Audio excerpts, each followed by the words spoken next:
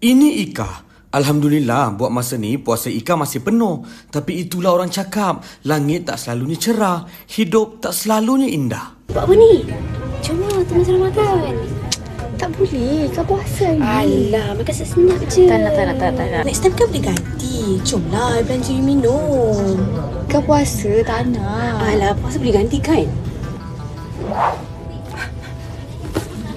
Kak, ni ada orange juice. Baru keluar peti sejuk. Sejuk lagi. Kalau agak-agak Ika tengah haus ke, minumlah. Angah belanja. Percuma.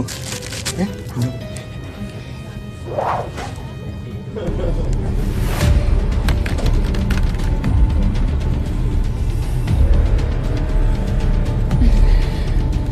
Cuma minum. Ayam goreng, telur mata. Alah, makan senyap. Orange juice. Asam pedas. Baru keluar peti sejuk. Sejuk lagi. Ayam goreng. Kalau agak-agak Ika tengah haus ke, minumlah. Astagfirullahaladzim, sabar Ika. Ni semua cubaan.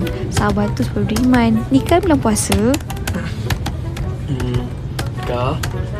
Kak. Hello. Aduh, ni lagi surat. Korang tak ada puasa ke? Puas tak. Bukan tu. Akin cuma nak bagi ni ke rumah ni. Tadi ada rezeki lebih, so kita ambil lah. Nak. Ya ke?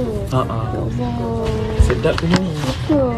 Thank you tau bagi kat rumah ni. Tak ada masalah. So Okay, keep doing your work, okay? Alright, thank you. Aku tahan supaya tak minum air yang Angah bagi ni. Tiba-tiba dapat pula kurma daripada Hakim untuk berbuka. Syukur Alhamdulillah. Tidak menghormati bulan Ramadan merupakan kesalahan jenayah syariah negeri Selangor. Sama-sama kita hindari.